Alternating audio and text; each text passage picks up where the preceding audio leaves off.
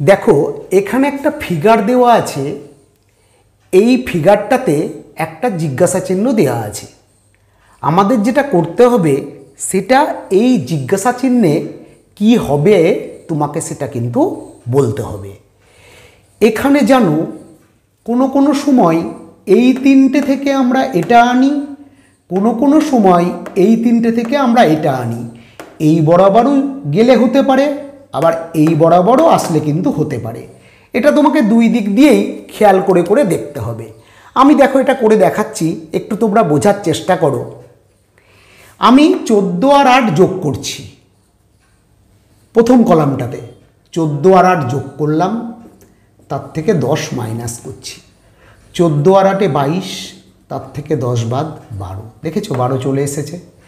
ঠিক এই লজিকটা আমাকে কিন্তু দেখতে হবে যে দ্বিতীয়টাতে কাজ করবে কি না।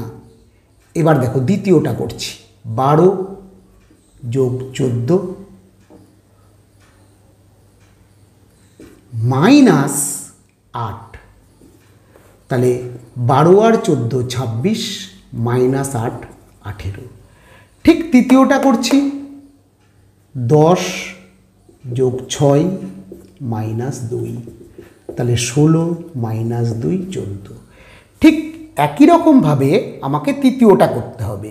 যদি তৃতীয়টা একই রকমভাবে যেটা আসবে সেটা উত্তরে থাকে তাহলে আমরা ওটা মেনে নেব।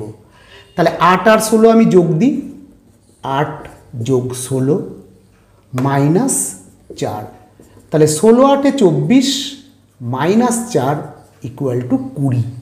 তাহলে আমাদের আছে 20, তাহলে অ্যান্সার হলো ডি।